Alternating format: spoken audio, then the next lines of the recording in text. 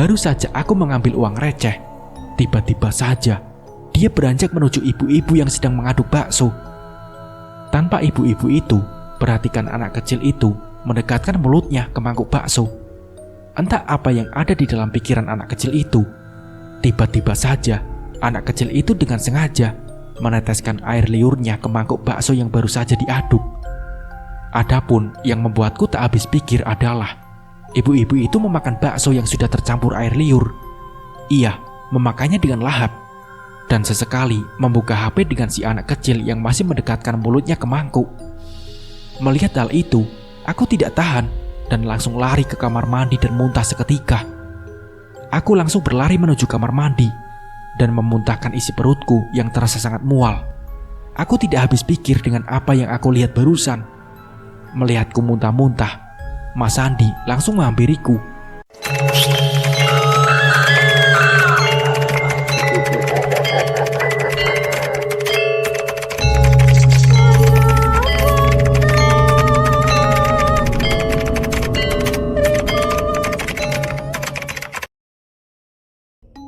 "Kamu kenapa? Kamu sakit?" tanya Mas Andi cemas. "Tidak Mas, aku tidak apa-apa," jawabku. "Lalu apa yang terjadi?" tanya Mas Andi penasaran. "Di luar ada anak kecil Mas. Dia meludahi mangkok bakso pembeli kita. Tapi pembeli itu malah memakannya dengan lahap," kataku. "Oh itu," jawab Mas Andi singkat. "Aku akan keluar dan memberitahukan pada pembeli itu," kataku. Jangan, sudah biarkan saja," cegah Mas Andi. "Kenapa Mas?" tanyaku curiga. "Pembeli itu sudah pulang barusan," jawab Mas Andi. "Siapa anak kecil itu Mas? Aku merasa ada yang aneh akhir-akhir ini," kataku. "Kamu pasti capek dan masih merasa sedih sehingga sering berhalusinasi seperti itu. Kamu jangan menceritakan hal seperti itu pada orang lain. Mas gak mau kamu dianggap aneh," kata Mas Andi. "Tapi Mas, aku gak berhalusinasi. Aku memang masih sedih karena kepergian Raffi. Apalagi jasadnya masih belum ditemukan sampai sekarang. Tapi aku masih waras Mas. Aku tidak berhalusinasi," kataku kesal. "Omongan kamu itu tidak masuk akal. Siapa orang yang akan mempercayai hal seperti itu?" kata Mas Andi yang membuatku kesal. Aku benar-benar sangat kesal karena dianggap Mas Andi hanya berhalusinasi. Padahal jelas-jelas aku melihat hal itu. "Biar Mas yang bereskan semuanya. Sekarang kamu tidur aja," kata Mas Andi. Hari ini jualan baksoku habis terjual. Aku merasa senang karena bisa berjualan dengan laris. Setidaknya aku bisa mendapatkan uang yang lumayan dari hasil berdagang. Semakin hari, usaha jualan baksoku semakin laris. Banyak pembeli berdatangan, bahkan dari luar kampung, sehingga aku kewalahan melayani pembeli. Mas Andi keluar dari pekerjaannya, yang sampai sekarang tidak aku ketahui. Sekarang, dia ikut membantuku berjualan bakso. Sementara itu, aku masih bisa sambil mengasuh Yopi di rumah, sehingga aku tidak perlu menitipkannya pada ibu mertuaku. Mas Andi memesan bangku dan meja tambahan, agar pembeli yang semakin banyak bisa makan di tempat. "Des, ini apa sih resepnya? Enak banget," kata Bu Ani. Aku tersenyum. "Tidak ada resep spesial kok Bu, membuat seperti pada umumnya saja," kataku. "Tapi rasanya enak banget, bikin pengen makan lagi," kata Bu Ani. Aku berjualan dari pukul 10 pagi sampai 9 malam. Itu saja selalu habis terjual sebelum waktunya. Sehingga Mas Andi kewalahan mengadoni bakso yang akan kami jual, karena pembeli terus saja berdatangan. Ibu mertuaku sesekali datang untuk ikut membantu kami. Kusisihkan 3 bungkus bakso untuk dibawa pulang ibu mertuaku. "Bu, terima kasih ya, sudah membantu kami menjaga Yopi," kataku. "Iya, sama-sama. Ibu malah senang akhirnya kalian bisa membuat usaha dan memperbaiki ekonomi kalian," kata ibu. Waktu sudah jam 7 malam. Aku dan Mas Andi masih sibuk melayani pembeli. Sesekali kulihat Yopi yang sedang bermain di ruang tamu sendirian. Kulihat Yopi seperti sedang berbicara dengan seseorang di sana, tapi tidak ada siapapun. Aku mendekati Yopi untuk mendengarkan dan melihatnya secara jelas. Saat aku berjalan perlahan mendekati Yopi, dia melambaikan tangannya, seolah mengucapkan selamat tinggal kepada seseorang. "Nak, kamu lagi ngapain? Tadi dari kejauhan ibu melihat kamu sedang bicara. Sama siapa?" Tanyaku penasaran. "Yopi." Belum sempat Yopi menjawab pertanyaanku, tiba-tiba saja ibu mertuaku datang. "Assalamualaikum." "Waalaikumsalam," jawabku. "Des, sini deh." Ibu menarik tanganku semakin masuk ke dalam rumah. "Ada apa, Bu? Apa ada yang salah?" tanyaku heran. "Coba kamu cek adonan bakso yang kalian buat. Apa sudah basi? Tadi ibu makan bakso pemberian kamu di rumah, tapi kok rasanya kayaknya basi. Takutnya ada pembeli yang memakannya," kata ibu mertuaku. "Apa, Bu? Basi? Kayaknya nggak mungkin, Bu. Soalnya semua bahan yang dibeli baru. Tapi sebentar ya, Bu. Desi cek dulu," kataku. Aku pun pergi keluar rumah dan mengambil bakso di dalam panci dan memakannya. "Ada apa sih?" tanya Mas Andi yang sedang duduk di luar.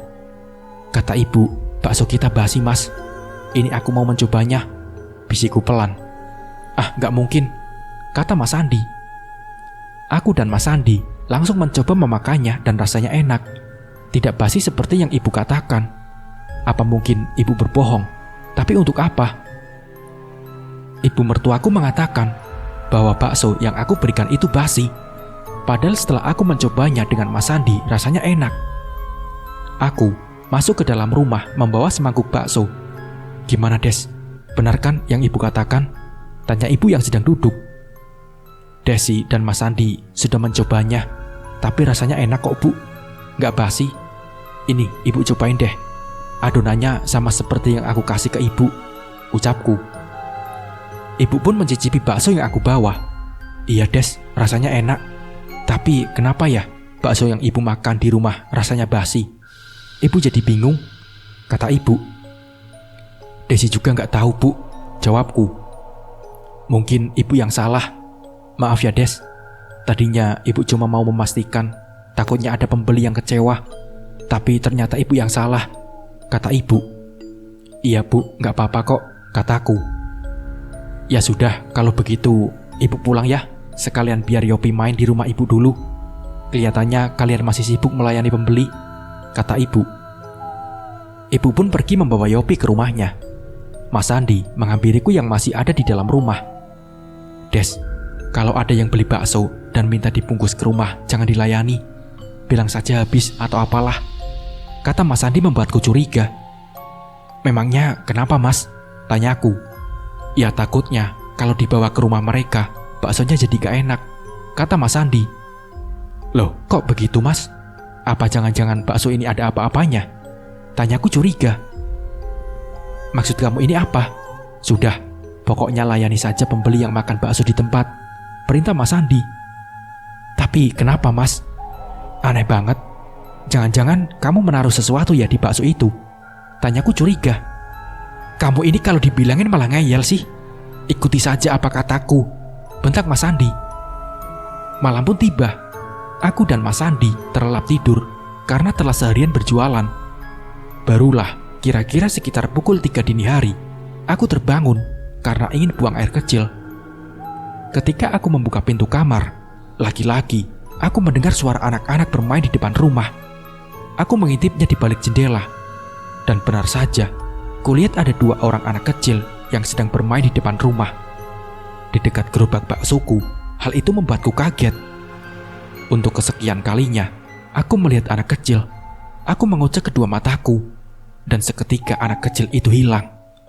Apa mungkin benar kata Mas Andi, kalau aku sering berhalusinasi? Aku langsung masuk ke dalam kamar.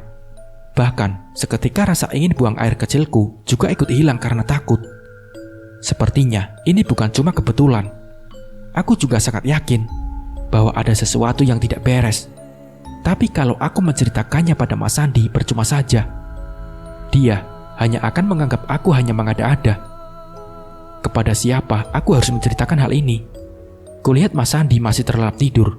Aku benar-benar merasa gelisah, karena sekarang aku sering bertemu sosok anak kecil yang aneh. Kalau ada hantu di rumah kontrakanku ini, kenapa baru sekarang mereka menggangguku? Apa ini ada hubungannya juga dengan kematian Raffi yang aneh dan jasadnya yang belum ditemukan? Pikiranku terus saja menduga-duga. Saat aku ingin memiringkan tubuhku di kasur, tiba-tiba aku tidak bisa bergerak. Mataku terbuka, tapi aku tidak bisa berbicara atau bergerak, seperti orang yang terkena stroke. Suara pintu kamar terbuka, dan datanglah 2 orang anak kecil masuk ke dalam kamar. Anak kecil yang wajahnya sangat menyeramkan. Kukunya hitam, telinganya runcing, gigi-giginya yang tajam, dan kulitnya yang hitam legam. Mereka menghampiriku dan merobek baju yang aku pakai. Aku berusaha sekuat tenaga untuk menggerakkan tubuhku, tapi semakin aku mencobanya, aku seperti semakin terikat. Tolong aku, Mas, ucapku dalam hati. Anak kecil itu langsung mendekat dan menyusup padaku, membuatku sangat ketakutan dan berusaha melepaskan diri. Sementara itu, Mas Sandi dan Yopi tertidur pulas. Kalian siapa? Kenapa kalian menyusup padaku? Aku bukan ibu kalian, teriakku, namun tidak ada suara yang keluar dari mulutku.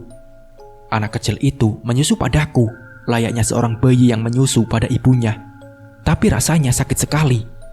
Rasanya semua energi yang ada di dalam tubuhku terkuras. Aku merasa sangat lemas. Lepaskan aku, lepaskan, teriakku. Anak kecil itu menghentikan aksinya menyusup padaku. Mereka tertawa senang dengan darah yang berceceran di mulut mereka. Anak kecil itu menghisap darahku melalui payudaraku, sehingga membuatku lemas terberdaya. Siapa mereka? Kenapa mereka menyusup padaku? Padahal aku bukan ibu mereka. Aku yakin anak kecil itu bukan manusia. Tapi kenapa mereka menggangguku? Ini adalah untuk kesekian kalinya aku mengalami hal ini. Aku tidak boleh tinggal diam. Aku harus mencari tahu apa yang sebenarnya terjadi mulai sekarang. Aku terkejut sekaligus sangat ketakutan. Bagaimana tidak, anak kecil yang menyeramkan itu menyusup padaku. Lebih tepatnya menghisap darahku melalui payudaraku. Aku terkapar lemah. Aku merasakan sakit di sekujur tubuhku. Rasanya tulang-tulangku ngilu. Anak kecil yang menyeramkan itu pergi, dan badanku menggigil. Aku berusaha membangunkan Mas Sandi, tapi tenagaku rasanya tidak cukup. Sampai akhirnya aku merasa semuanya gelap. Bu, bangun Bu, bangun. Suara Yopi terdengar membangunkanku. Mendengar suara Yopi, Mas Sandi ikut bangun dan melihatku. Aku langsung dilarikan ke rumah sakit karena kondisiku yang sudah sangat lemah. Setelah dilakukan pemeriksaan oleh dokter, ternyata aku mengalami kehilangan volume darah sekitar 30% di dalam tubuhku, sehingga harus segera dilakukan transfusi darah. Transfusi darah dilakukan ketika tubuh kekurangan darah akibat cedera atau penyakit tertentu. Dokter pun bingung karena aku tidak mengalami cedera. Bahkan setelah dilakukan pemeriksaan, dokter juga tidak menemukan penyakit yang bisa mengakibatkan aku mengalami kehilangan darah. Proses transfusi darah dilakukan sekitar 1 jam sampai 4 jam. Aku merasa lemah sekali, sehingga lebih banyak terpejam. Kini, aku mengalami koma karena kejadian aneh yang sepertinya akan merenggut nyawaku. Antara hidup dan mati, badanku layaknya seperti mayat yang tidak bisa digerakkan. Selama mengalami koma, aku bermimpi berdiri di hadapan tanah yang sangat luas. Aku bingung harus berjalan ke arah mana. Sampai akhirnya, ada sebuah suara yang menggema. Belum waktunya kamu mati. Lalu, terdengar suara orang yang sedang membaca Al-Quran, dan sebuah cahaya terlihat dari kejauhan. Aku melangkahkan kakiku menuju cahaya itu, dan akhirnya, aku pun perlahan membuka mata dan sadarkan diri. Kulihat, sekarang aku masih berada di rumah sakit. Mertuaku dan Mbak Esti, kakak iparku menemaniku. Mereka berdua sedang membaca Al-Quran di sampingku. Aku adalah anak yatim piatu, sehingga tidak ada orang tuaku yang menjenguk saat aku sedang sakit. Mbak Esti melihatku saat aku sadarkan diri. Dia berhenti membaca Al-Quran dan memelukku.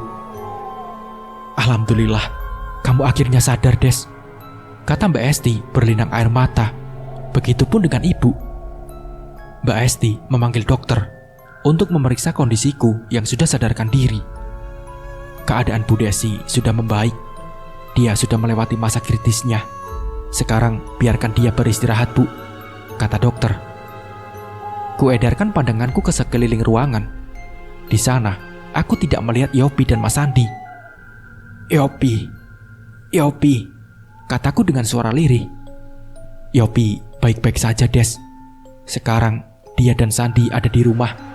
Mungkin nanti malam mereka kesini karena Sandi harus berjualan dulu, kata ibu mertuaku.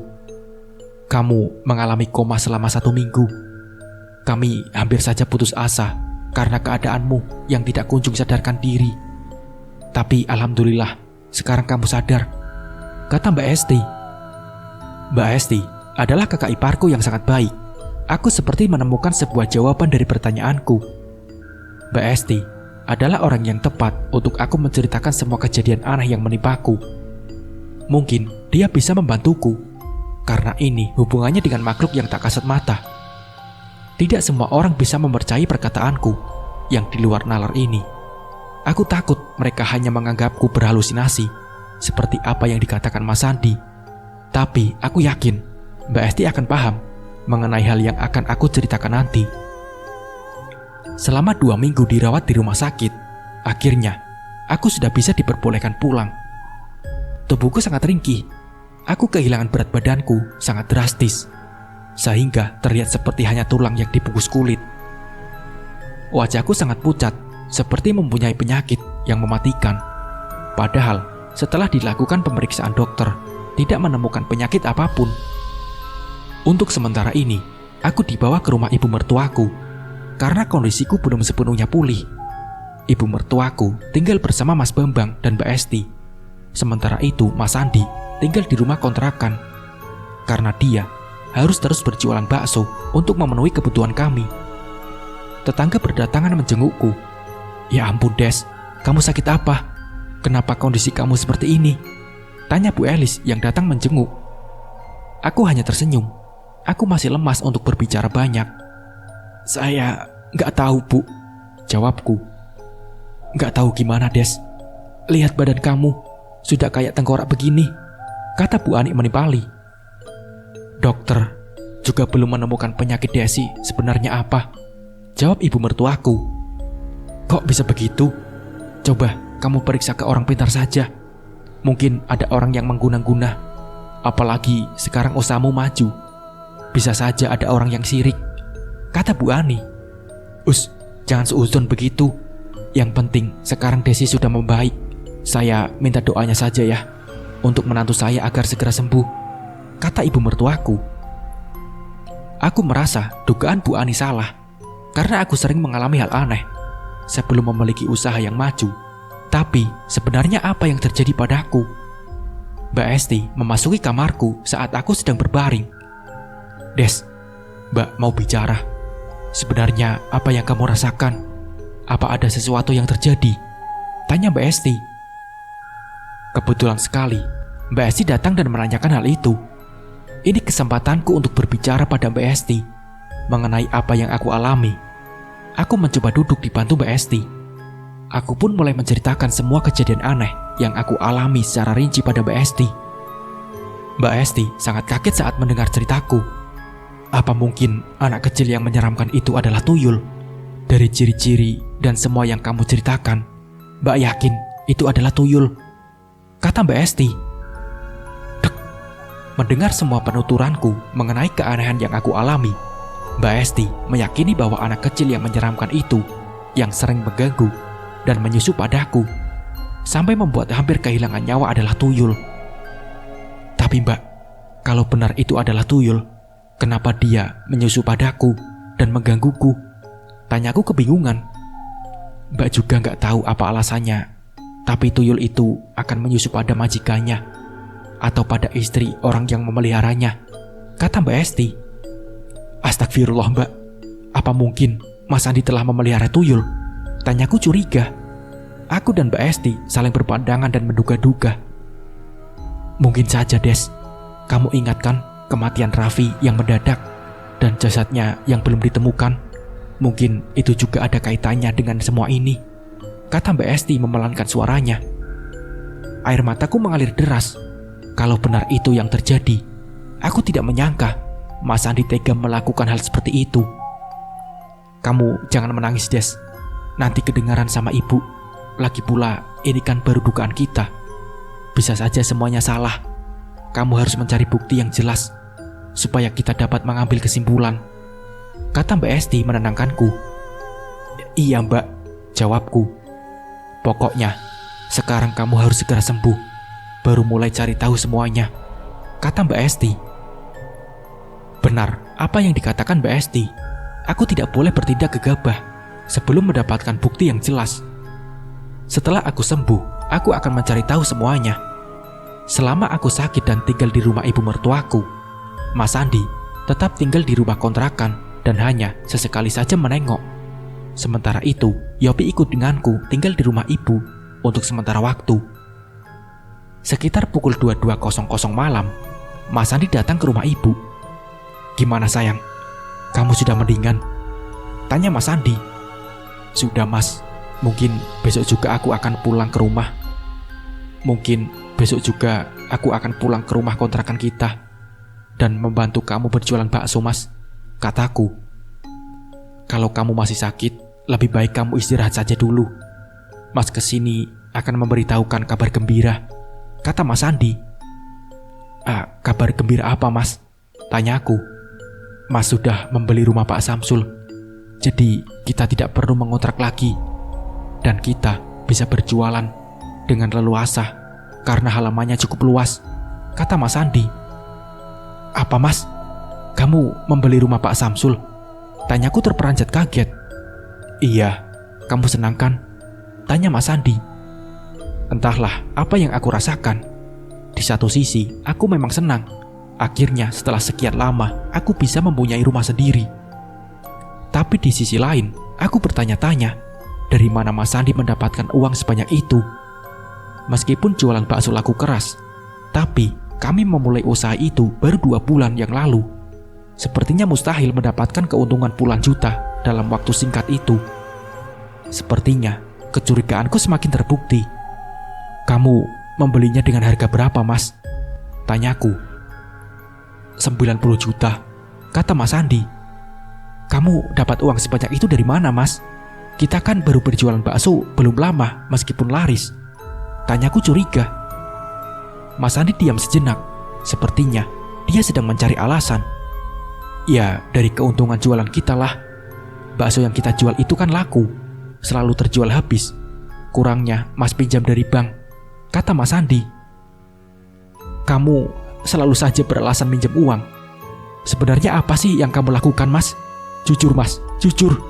Ucapku tidak percaya. Apa sih? Kamu ini bukannya senang, tapi malah mencurigaiku seperti itu, kata Mas Andi kesal. Bukannya begitu, Mas. Aku cuma takut kalau kamu memakai uang haram, kataku. Jaga omongan kamu, Des, bentak Mas Andi. Aku takut, Mas. Kamu melakukan hal yang sesat, bahkan melanggar agama. Hanya itu, Mas, kataku. Maksud kamu apa? Kamu menuduh suamimu sendiri seperti itu? Tanya Mas Andi emosi. Aku sering mengalami hal aneh, Mas. Bukan hanya sekedar halusinasi seperti yang kamu tuduhkan. Bahkan hal itu hampir merenggut nyawaku. Aku didatangi anak kecil yang menyeramkan. Dia menyusu padaku, Mas. Lebih tepatnya menghisap darahku, sampai aku kehilangan darah banyak dan mengalami koma. Aku yakin itu bukan kebetulan. Aku yakin anak kecil itu adalah tuyul pesugihan, kataku menjelaskan. Mas Andi langsung menatapku dengan tatapan nyalam, membuatku jadi takut menatapnya. Jadi kamu menuduh aku melakukan pesugihan tuyul? Ah? Teriak Mas Andi. Aku bingung harus menjawab apa. Aku tidak bermaksud menuduh suamiku seperti itu. Tapi kenyataannya hal itu mengarah padanya. Air mata mengalir deras di pipiku. Sementara itu, Mas Andi langsung mencengkram tanganku dengan kuat, sampai aku merasakan kesakitan. Baru kali ini, dia berbuat kasar seperti ini padaku. Jawab, Desi, jawab! Teriak Mas Andi dengan mata melotot, dan tangannya terus mencengkramku. Melihat aku menangis dan kesakitan, Yopi ikut menangis. Lepasin ibu, Pak. lepasin ibu, ucap Yopi. Yopi menarik tangan Mas Sandi sambil menangis. Di tengah keributan, ibu mertuaku mengetuk pintu kamarku. Sepertinya dia mendengar keributan kami. Desi, Sandi, buka pintunya. Kalian kenapa? Kata ibu mertuaku di balik pintu. Mas Sandi melepaskan cengkeraman tangannya. Yopi sambil memelukku sambil menangis. Dengar ya, kamu jangan katakan apapun pada ibu mengenai tuduhan kamu yang tidak jelas itu, kata Mas Sandi. Aku mengangguk sambil memegang tanganku yang terluka akibat cengkeraman Mas Sandi.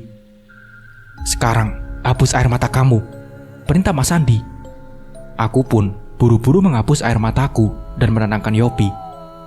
Sandi, Desi, panggil ibu mertuaku. Iya bu, sebentar, jawab Mas Sandi, lalu membuka pintu kamar. Ibu mertuaku langsung masuk ke dalam kamar dan menghampiriku yang sedang memeluk Yopi. Des, kamu kenapa? Kamu habis menangis? Tanya ibu curiga. Belum sempat menjawab, Mas Sandi langsung berbicara pada ibu. Iya bu, Desi habis menangis. Karena terharu soalnya, aku sudah membeli rumah Pak Samsul. Jadi kami tidak perlu mengontrak lagi, kata Mas Sandi berbohong. Ibu mengerutkan keningnya.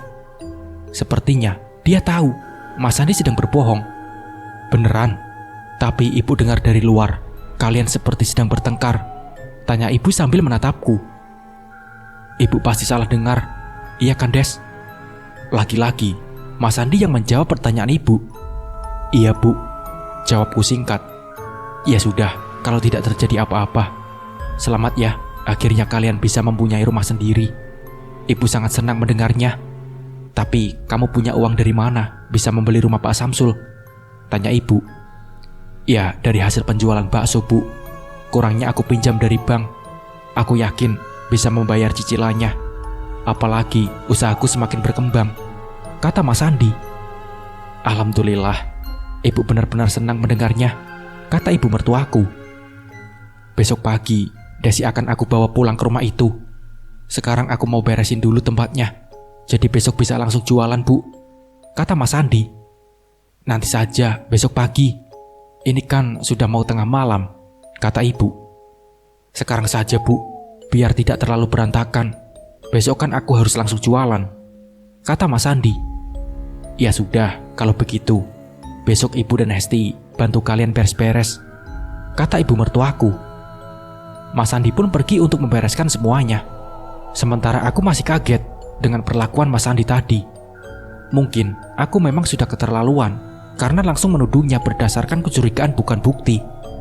Meskipun semuanya belum terbukti, tapi aku yakin ada yang disembunyikan Mas Sandi. Dan itu ada kaitannya dengan semua keanehan yang terjadi. Bu, tadi kenapa bapak marah-marah? Tanya Yopi sebelum tidur. Gak apa-apa sayang, sekarang Yopi tidur ya, kataku mendekap erat Yopi. Keesokan harinya, aku dibantu mertua dan kakak iparku pindah ke rumah yang baru dibeli Mas Sandi. Rumah itu lebih luas dari rumah kontrakan kami dulu.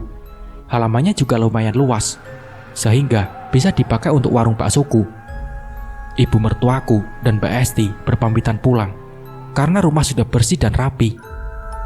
Waktu sudah menunjukkan pukul 9 pagi. Kulihat Mas Sandi masih terlelap tidur. Mungkin dia masih lelah karena semalam membereskan rumah. Tidak sengaja, mataku melirik sebuah botol kaca transparan. Kulihat botolnya tidak terisi apapun. Mungkin itu botol bekas. Aku pun berinisiatif untuk membuangnya. Kubuang botol itu ke tempat sampah dan mulai membersihkan kamar yang masih berantakan. Setelah selesai, aku langsung membuka warung baksoku tepat pukul 10 siang. Pelanggan yang sudah tahu kami pindah mulai berdatangan untuk membeli bakso. Kebanyakan mereka memakainya di tempat, sehingga kami banyak menyediakan meja dan kursi. Aku mengadoni bakso sendiri karena Mas Sandi masih tidur. Aku tidak membangunkannya. Kok rasanya beda ya? Kata Fani. Beda gimana? Tanyaku. Kayak ada yang kurang tapi gak tahu apa, jawab Fani. Aku bingung apa yang dikatakan Fani. Perasaan aku membuat seperti biasanya. Desi, Desi, teriak Mas Sandi dari dalam rumah. Iya, sebentar mas, jawabku. Setelah selesai melayani pembeli, Aku langsung bergegas menghampiri Mas Sandi. Dia sedang ada di dalam kamar dan mengobrak-abrik semuanya sehingga berantakan. Sepertinya Mas Sandi sedang mencari sesuatu. "Kamu tadi lihat gak botol yang aku simpan di atas meja kecil ini?" tanya Mas Sandi. "Oh, botol itu sudah aku buang, Mas. Memangnya kenapa?" tanyaku heran. "Dasar bodoh, di mana kamu membuangnya?" tanya Mas Sandi.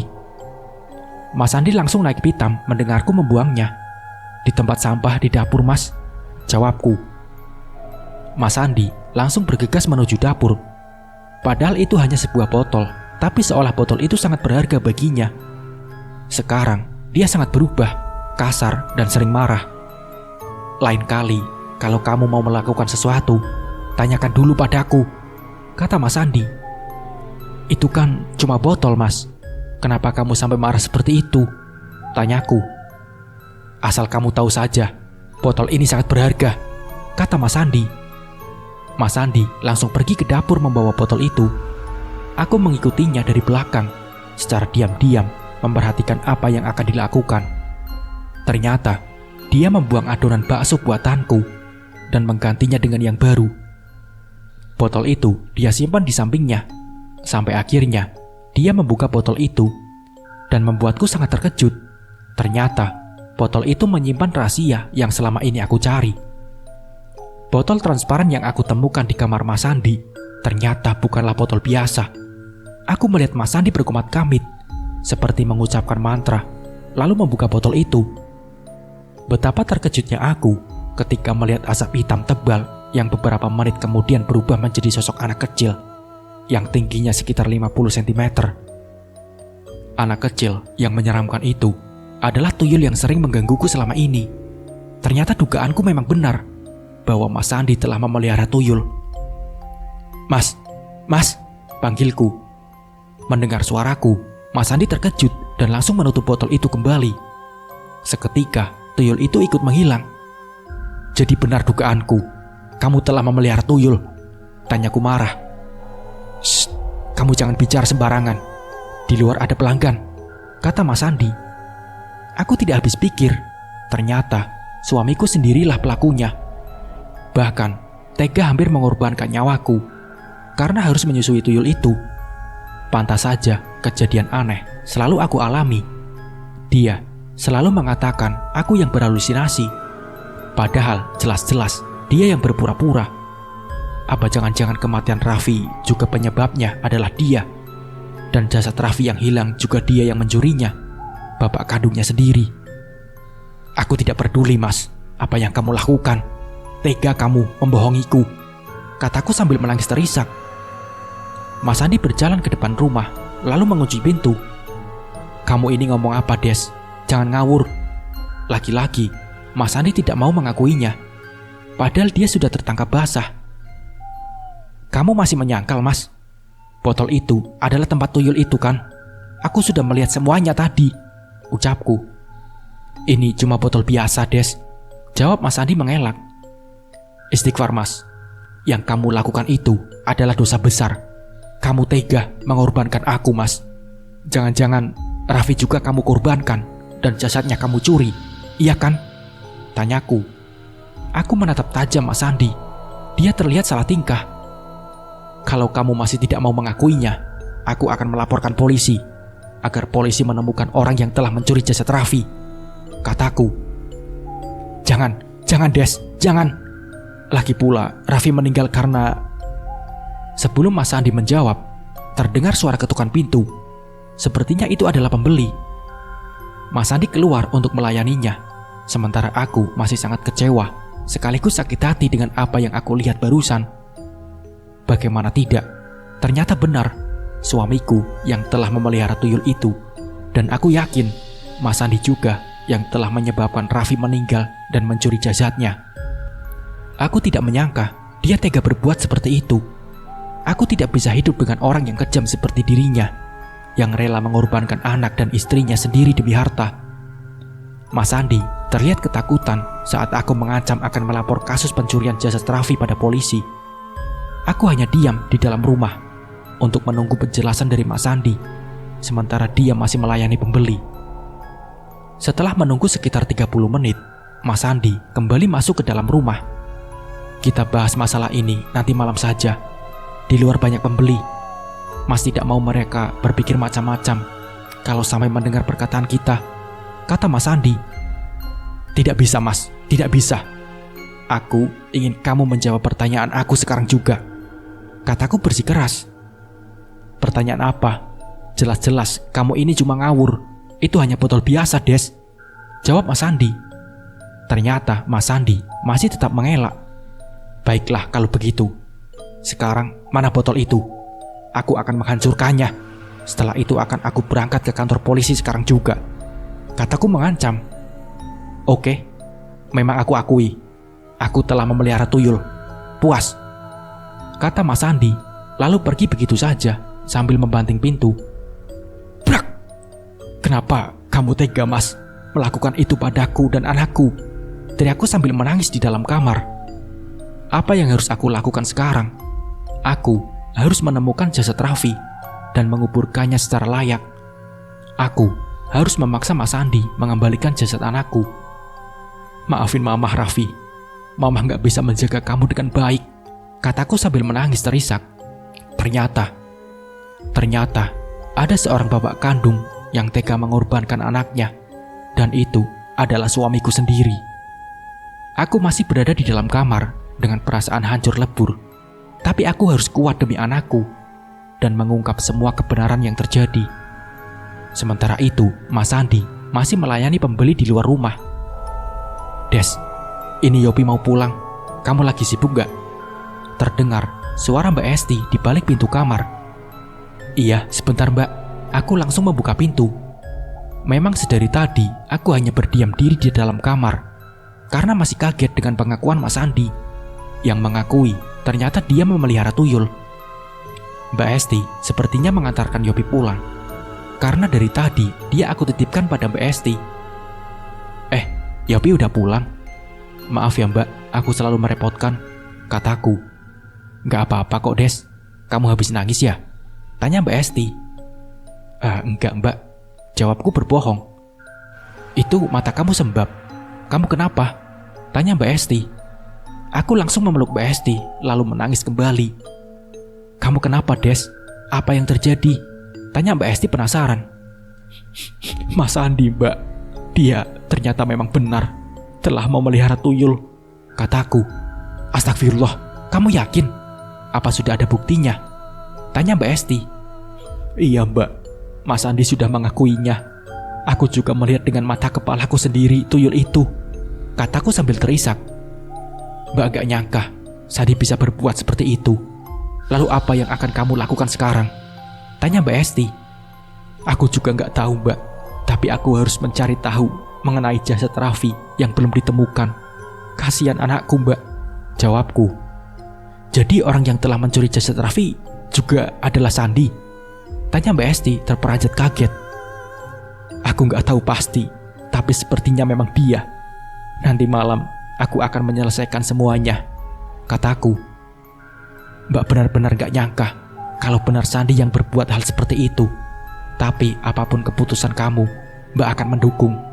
Kalau kamu butuh bantuan, hubungi saja Mbak, kata Mbak Esti. Iya Mbak, iya, kataku. Malam sudah tiba. Mas Andi sudah selesai membereskan warung bakso. Aku dari tadi hanya menunggunya di dalam rumah sambil terus berpikir apa yang harus aku lakukan.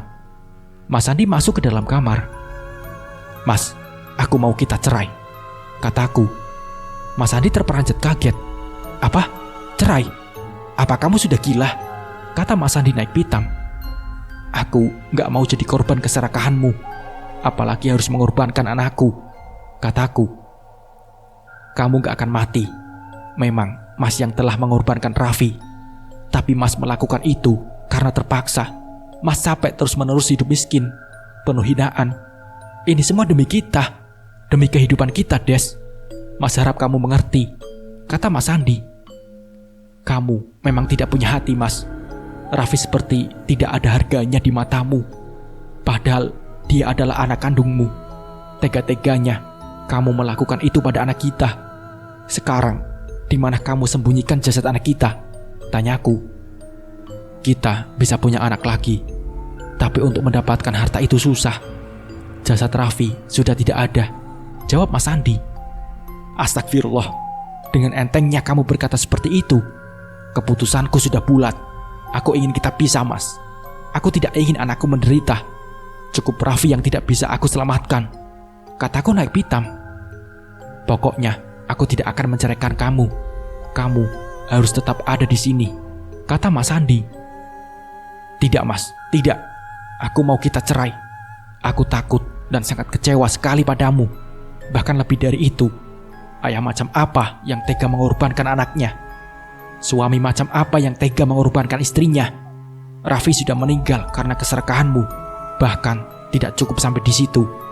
Kamu juga dengan kejamnya menggali kuburan anakmu sendiri, lalu mencurinya. Selain itu, kamu juga membiarkan aku menyusui tuyul itu, yang suatu saat nanti pasti akan menyebabkan aku meninggal karena kehabisan darah. Untuk apa aku tetap mempertahankan rumah tangga ini? Nyawa aku dan anakku jadi taruhannya. Pokoknya, aku mau kita cerai, Mas. Aku tidak ingin hidup dengan orang yang kejam dan tidak punya perasaan seperti kamu, kataku. Mas Andi mengusap rambutnya kasar. Dia sangat gusar dengan perkataanku yang tetap ingin bercerai darinya. Tanpa basa-basi, aku langsung menuju ke lemari pakaian untuk membereskan semua baju dan barang yang akan aku bawa pergi meninggalkan rumah dari hasil pesugihan tuyul itu. Mas Andi memegang tanganku dan berlutut memohon kepadaku. Maafkan Mas, Mas begini untuk kita. Tapi kalau kamu mau Mas berhenti melakukan pesugihan tuyul, Mas akan berhenti dan membuangnya asal kita jangan bercerai. Mas mohon, maafkan Mas, kata Mas Andi memohon padaku. Apa yang harus aku lakukan? Haruskah aku memilih bercerai dengan Mas Andi atau memilih memaafkan? Bisakah Mas Andi berubah dan berhenti melakukan pesugihan tuyul? Mas Andi meminta maaf dan memohon agar aku mengubah keputusanku untuk meminta bercerai. Mas mohon, jangan tinggalkan Mas. Mas janji akan membuang tuyul itu dan berhenti melakukan pesugihan, kata Mas Andi terus membujukku. Lalu, bagaimana dengan Raffi? Di mana jasadnya sekarang? Tanyaku. Jasad Raffi sudah tidak ada. Mas sudah menyerahkan jasad Raffi ke dukun tempat pesugihan tuyul itu, jawab Mas Andi sambil menundukkan kepalanya. Biadab! Kenapa kamu melakukan hal keji seperti itu? Kembalikan jasad bayiku, teriakku marah. Gak bisa, Des. Jasad Raffi sudah dipersembahkan sebagai tumbal menggantikan tuyul yang Mas bawa, kata Mas Andi. Aku benci sama kamu, Mas. Pokoknya aku mau kita pisah, kataku yang bersikukuh untuk berpisah dengan Mas Andi karena kelakuannya yang sudah sangat melewati batas. Hewan saja yang tidak mempunyai akal masih menyayangi anaknya, tapi kenapa ada manusia seperti ini? Dengan amarah yang menggebu, aku membawa Yopi untuk pergi meninggalkan rumah Mas Andi. Meskipun aku tidak tahu harus pergi kemana, karena aku hanya sebatang kara di sini, apalagi ini sudah sangat larut malam. Mas Andi berusaha menahanku, namun keputusanku sudah bulat untuk berpisah dengannya. Pokoknya, aku tidak akan menceraikanmu. Lagi pula, kamu mau kemana malam-malam begini? Aku tidak akan membiarkan uang sepeser pun padamu. Dan Yopi harus tetap di sini. Kalau kamu tetap memaksa ingin pergi, ancam Mas Andi. Entah kenapa, Mas Andi tetap bersikeras tidak ingin berpisah denganku. Aku terdiam mendengar ancaman Mas Andi. Sepertinya malam ini memang aku tidak bisa pergi dari rumah, karena ini sudah larut malam. Apalagi aku tidak punya tujuan. Untuk sementara waktu, aku harus tetap di sini dan menyusun rencana untuk kabur membawa Yopi. Ya sudah, aku tidak akan pergi. Asalkan kamu harus berjanji untuk membuang tuyul itu dan berhenti melakukan pesugihan, kataku. Iya Des, iya, jawab Mas Andi singkat. Akhirnya malam ini, aku tidak jadi pergi dan tidak jadi berpisah dari Mas Andi. Aku harus menunggu waktu yang tepat. Meski Mas Andi sudah berjanji untuk berhenti melakukan pesugihan tuyul itu, tapi aku sudah sangat kecewa karena perbuatannya. Apalagi setelah mendengar bahwa jasad Raffi ditukar dengan tuyul yang dia bawa sebagai syarat pesugihan itu. Sekarang, kembalikan tuyul itu kepada dukun itu. Aku tidak mau kamu melakukan hal musyrik lagi, kataku. Iya, malam ini juga Mas akan mengembalikan tuyul itu ke tempat asalnya, kata Mas Andi. Gimana caranya? Tanyaku. Mas akan menggendong tuyul itu ke kuburan. Mungkin Mas akan membuangnya ke kuburan bekas Raffi dimakamkan. Karena untuk mengembalikan ke dukun itu, tempatnya sangat jauh. Sementara syaratnya Mas harus mengembalikannya dengan menggendongnya dan harus berjalan kaki, kata Mas Andi menjelaskan. Kulihat jam menunjukkan pukul 12 malam lebih. Waktunya Mas Andi membuang tuyul itu ke kuburan. Kamu tunggu di sini ya. Jangan ikut, Mas yang akan membuangnya sendiri, kata Mas Andi. Tidak. Aku ingin ikut, Mas. Aku ingin memastikan kamu benar-benar membuangnya atau tidak, kataku. Mas pasti akan membuangnya. Tapi kalau kamu ikut, Mas takut ada warga yang melihat kita dan curiga karena berjalan berdua larut malam seperti ini. Kalau kita sampai ketahuan membawa tuyul, pasti warga akan menghakimi kita, dan itu berbahaya. Kita pasti akan diusir di kampung ini. Bahkan bisa saja kita disakiti karena amukan warga, kata Mas Andi menjelaskan. Mendengar penjelasan Mas Andi, memang ada benarnya juga. Kalau sampai ada warga yang curiga dan mengetahui pasti akan berbahaya. Akhirnya, aku pun memutuskan untuk diam di rumah, menunggu Mas Andi pulang. Mas Andi membawa botol itu ditutupi kresek berwarna hitam. Kemudian, dia berjalan dengan menyilangkan tangannya, seolah sedang menggendong. Aku melihatnya di depan rumah, lalu kemudian masuk ke dalam kamar. Karena merasa bulu kuduku merinding. Mudah-mudahan saja Mas Andi benar-benar berhasil membuang tuyul itu dan pulang dalam keadaan selamat. Meskipun aku sangat kecewa padanya, tapi aku tidak ingin dia sampai celaka. Aku menunggu Mas Andi di dalam rumah dengan hati gelisah. Meskipun aku sangat kecewa padanya, tapi aku takut terjadi sesuatu yang bisa membahayakan nyawanya karena harus membuang tuyul itu. Kulihat jam menunjukkan pukul 1 malam. Sudah sekitar setengah jam yang lalu dia pergi tapi belum kembali juga. Perasaanku semakin tidak enak, apalagi ku dengar di luar suara gonggongan anjing, membuat suasana malam ini semakin mencekam. Lepasin adik bayi, teriak Yopi yang sedang tidur terlelap. Sepertinya Yopi sedang mengigau. Dia menyebut adiknya. Belum sempat aku membangunkannya, Yopi sudah terperanjat bangun. Kamu kenapa nak? Barusan mimpi adik ya? Tanyaku. Tolong adik bu, adik dibawa oleh orang lain, kata Yopi. Yopi tadi mimpi. Sekarang tidur lagi ya, ini masih malam, bujuku. Tapi bu, kasihan adik menangis. Dia dibawa oleh orang lain. Kita harus mengambilnya bu. Di mana adik? Tanya Yopi. Entah apa yang dimimpikan Yopi tentang adiknya yang sudah meninggal. Bagaimana aku harus menjelaskan kalau Raffi sudah meninggal? Adik sudah gak ada nak. Sekarang Yopi tidur lagi ya, kataku sambil berlinang air mata. Namun bukannya menuruti perkataanku, Yopi malah menangis. Padahal sudah beberapa hari ini dia tidak pernah menanyakan lagi adiknya. Tapi karena mimpi itu, Yopi jadi mengingatnya lagi. Jangan nangis nak, kataku, lalu menggendongnya. Terdengar suara ketukan pintu mengagetkanku yang sedang menenangkan Yopi. Sepertinya Mas Andi sudah pulang. Aku langsung membuka pintu dan benar saja dugaanku. Mas Andi datang dengan keadaan ketakutan. Keringat bercucuran membasahi tubuh dan wajahnya. Dia langsung masuk ke dalam rumah dan aku mengunci pintu. Gimana mas? Kamu sudah berhasil kan membuangnya? Tanyaku penasaran. Sudah, aku menyimpan botol itu di makam Raffi, jawab Mas Andi. Sebenarnya aku masih tidak terima dengan kesalahan Mas Andi yang sudah mencuri jasad anak kami. Bahkan sampai sekarang jasadnya belum disempurnakan. Mas Andi malah menggantinya dengan tuyul itu dan memasukkannya ke dalam makam Raffi. Setiap mengingat hal itu, rasanya amarahku langsung menggebu. Meskipun Mas Andi sudah meminta maaf dan membuang tuyul itu, Tapi aku masih belum bisa memaafkan kesalahannya yang sangat fatal. Berarti kamu sudah terbebaskan darinya? Apakah tidak akan ada resiko lain jika kamu membuangnya? Tanyaku.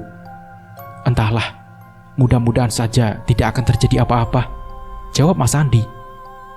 Itu Yopi kenapa? Tanya Mas Andi yang melihat Yopi sedang kugendong dan sesuguhkan menangis. Yopi menangis, Mas, karena bermimpi bertemu Raffi, kataku sedikit ketus. Maafkan Bapak ya nak, kata Mas Andi mengusap kepala Yopi. Tanpa basa-basi, Mas Andi langsung merebahkan tubuhnya di atas kasur dan meringis kesakitan membuatku panik. Kamu kenapa, Mas? Tanyaku. Badanku terasa sangat pegal. Saat aku membawa botol itu, rasanya sangat berat. Bahkan untuk berjalan selangkah demi selangkah pun, aku harus mengeluarkan banyak tenaga, kata Mas Andi menjelaskan. Ya sudah kalau begitu, Mas. Sekarang kamu istirahat saja. Biar Yopi aku yang menggendong, biar dia tidur lagi, kataku. Setelah berhasil menenangkan Yopi, akhirnya dia tertidur. Sementara itu Mas Andi malah semakin merintih kesakitan. Kamu gak apa-apa kan, Mas? Tanyaku. Punggungku rasanya perih dan sakit, jawab Mas Andi. Aku pun memeriksanya, dan benar saja, di punggung Mas Andi terlihat luka kemerahan, seperti ada yang mencambuknya. Ya ampun, Mas, punggung kamu merah dan ada luka, kataku. Masa sih? Tanya Mas Andi, kemudian meraba punggungnya yang masih terasa sakit. Iya, Mas, apa kita ke rumah saja supaya kamu diobati, kataku khawatir. Belum sempat Mas Andi menjawab ajakanku, tiba-tiba saja tubuh Mas Andi terpelanting ke belakang. Brak! Astagfirullah, Mas, kamu kenapa, Mas? Tanyaku panik. Sakit, sakit, sakit. Mas Andi semakin merintih kesakitan. Bahkan tubuhnya sampai berguling-guling karena menahan sakit. Aku bingung, apa yang harus aku lakukan sekarang? Apa mungkin Mas Andi merasakan sakit akibat telah membuang tuyul itu? Tunggu sebentar di sini, Mas. Aku akan mencari pertolongan, kataku, langsung pergi keluar rumah untuk meminta bantuan. Tidak mungkin aku membawa Mas Andi ke rumah sakit sendirian, apalagi di tengah malam seperti ini. Yopi yang sedang tidur pun aku tinggalkan sendiri. Aku bergegas keluar rumah untuk mencari bantuan. Aku berlari menuju rumah ibu mertuaku yang jaraknya sedikit jauh. Sesampainya di rumah mertuaku, aku mengetuk pintu. Ada apa, Des? Kenapa kamu kesini tengah malam begini? Tanya ibu mertuaku. Mas Andi, Bu. Mas Andi. Mas Andi sakit, Bu. Jawabku terbata-bata. Ya Allah, sakit apa? Tadi siang dia baik-baik saja kan? Tanya ibu mertuaku. Ibu mertuaku sangat kaget ketika mendengar aku mengatakan bahwa Mas Andi sakit. Karena sebelumnya, Mas Andi terlihat baik-baik saja. Aku yakin sakit yang dirasakan oleh Mas Andi pasti ada hubungannya dengan tuyul yang dibuangnya itu. Bisa saja, tuyul itu marah karena Mas Andi telah membuangnya, kemudian membuat Mas Andi seperti itu. Ibu mertuaku belum mengetahui perihal Mas Andi yang telah memelihara tuyul. Aku pun tidak tahu harus menceritakannya bagaimana. Ya Allah, Sandi sakit apa, Des? Padahal tadi siang ibu bertemu dengannya, tapi dia terlihat baik-baik saja. Tanya ibu mertuaku cemas. Entahlah, Bu. Mas Andi tiba-tiba saja merasakan kesakitan. Jadi Desi kesini mau meminta bantuan untuk membawa Mas Andi ke rumah sakit, kataku. Ibu mertuaku masuk ke dalam rumah dan membangunkan Mas Bambang dan Mbak Hesti.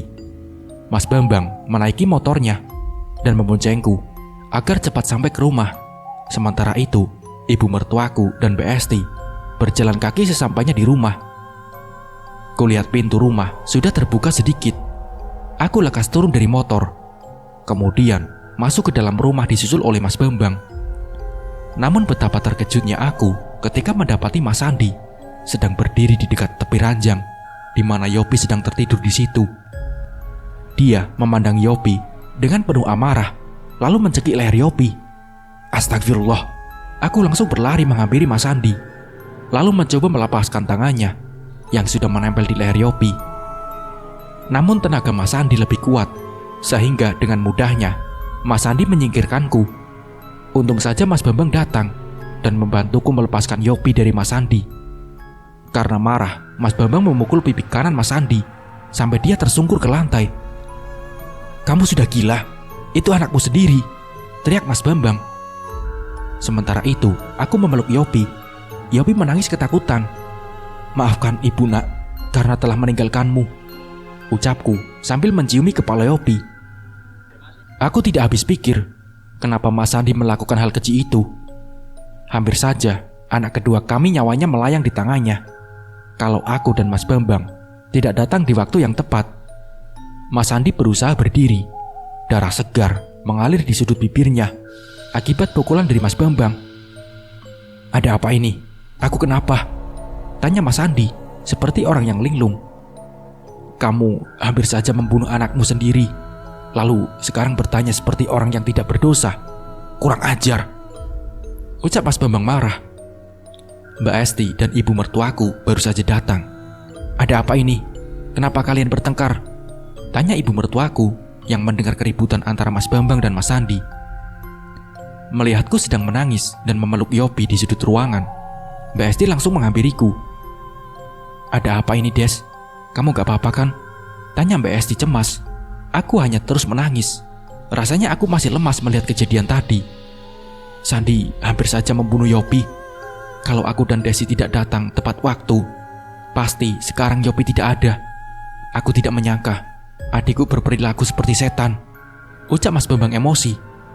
"Apa? Benarkah yang diucapkan Bambang?" tanya ibu kaget. "Tidak, Bu. Aku tidak melakukan itu. Aku tidak tahu apa yang terjadi. Aku tidak sadar melakukannya, Bu," jawab Mas Andi panik. "Tidak sadar bagaimana? Dengan jelas aku melihat dengan mata kepalaku sendiri. Kamu sedang berusaha mencekik Yopi. Bahkan Desi pun jatuh karena berusaha menghalanginya," kata Mas Bambang.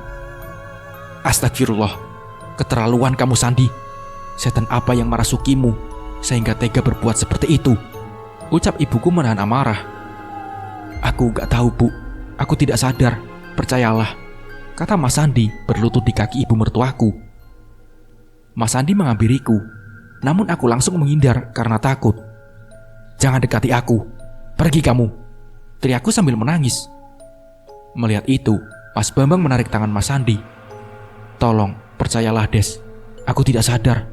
Maafkan aku," kata Mas Andi. Mas Andi terlihat sangat frustasi. Dia pun menangis, seolah dia berbicara sungguh-sungguh, namun tidak ada yang mempercayainya. Sementara itu, Yopi masih menangis di pelukanku. Aku yakin pasti Yopi sangat ketakutan. Anak sekecil Yopi harus mengalami hal seperti ini. "Maafkan Bapak, nak. Bapak gak sadar telah melakukan apa barusan," kata Mas Andi menangis pilu. Ibu mertuaku terlihat kebingungan, sementara Mas Bambang yang melihat kejadiannya secara langsung tidak mempercayai perkataan Mas Andi. Mbak Esti mengusap-usap punggungku, berusaha menenangkan aku. "Aku takut, Mbak. Aku takut. Aku ingin pergi dari sini," kataku. "Jangan, Des. Aku mohon jangan tinggalkan aku," kata Mas Andi mengibah. Mas Andi memohon padaku agar tidak meninggalkannya, tapi pendirianku sudah bulat. Aku harus berpisah dengan Mas Andi. Aku tidak ingin kehilangan anakku untuk yang kedua kalinya. Apalagi kejadian malam ini sangat jelas bahwa Mas Andi berusaha membunuh anak kami. "Aku tidak bisa, Mas. Aku tidak bisa. Aku takut, Mas," jawabku. Mas Andi mengalihkan pandangannya ke arah ibu mertuaku. "Aku mohon, Bu, tolong jelaskan pada Desi kalau aku melakukannya secara gak sadar. Aku mohon percayalah," ucap Mas Andi bersungguh-sungguh. "Tidak sadar bagaimana maksud kamu? Jelas-jelas kami melihat kamu berusaha mencekik leher Yopi," kata Mas Bambang. "Baiklah, mungkin ini saatnya aku jujur pada kalian," kata Mas Andi. Sepertinya Mas Andi akan mengatakan hal yang sebenarnya pada keluarganya. "Jujur, apa yang sebenarnya terjadi?" tanya ibu mertuaku yang saling berpandangan dengan Mas Bambang karena tidak mengerti dengan ucapan Mas Andi. "Maafkan aku, Bu. Sebenarnya selama ini aku telah memelihara tuyul," kata Mas Andi sambil menundukkan kepalanya. Astagfirullah. Semua yang mendengar pengakuan Mas Andi mengucapkan istighfar secara bersamaan. Keterlaluan kamu, Sandi. Kenapa kamu melakukan hal musyrik seperti itu? Teriak ibu mertuaku kaget, marah, sedih, bercampur baur menjadi satu. Dasar bodoh.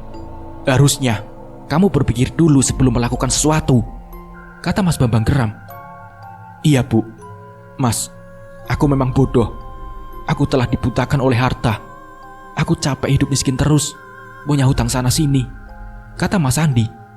Harusnya kamu bekerja keras, bukannya melakukan hal yang melanggar agama seperti ini, kata Mas Bambang menahan amarah. Istighfar, Sandi.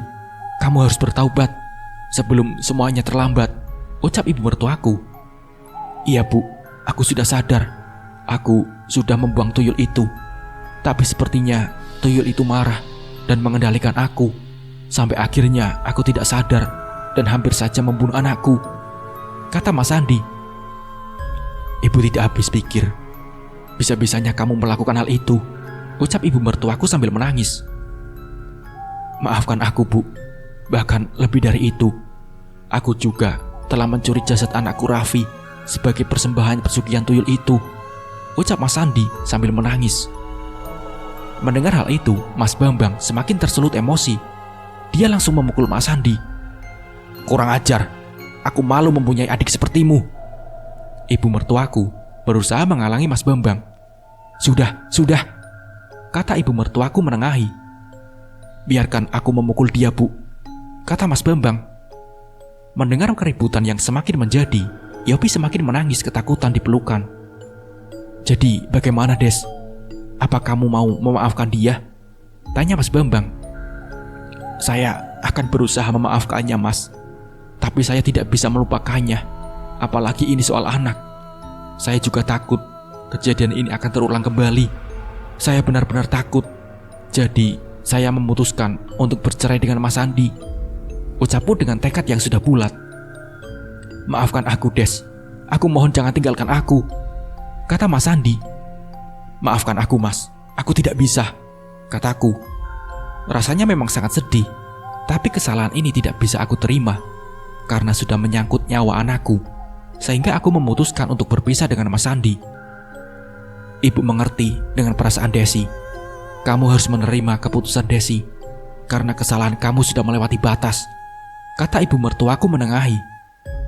Mas Sandi terus saja memohon padaku agar tidak bercerai dengannya.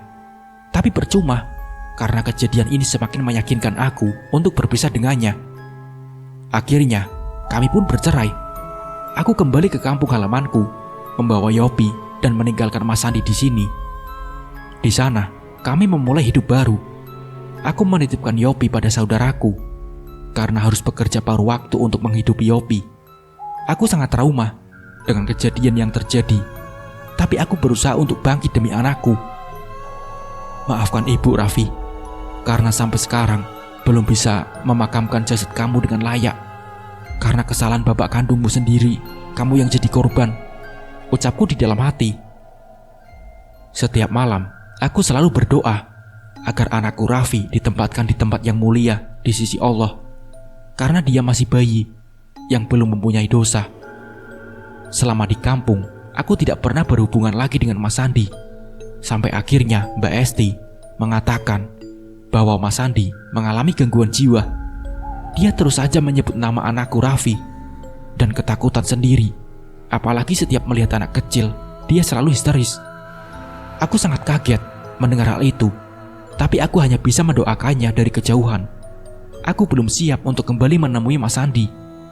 Bukan karena aku membencinya, tapi setiap melihatnya, aku selalu takut. Takut kalau harus kehilangan anakku lagi. Karena kejadian itu juga aku mengalami trauma. Nah, seperti itulah ceritanya. Semoga dari cerita ini kita bisa mengambil hikmah dan pembelajarannya. Mungkin cukup sekian dari saya. Wassalamualaikum warahmatullahi wabarakatuh.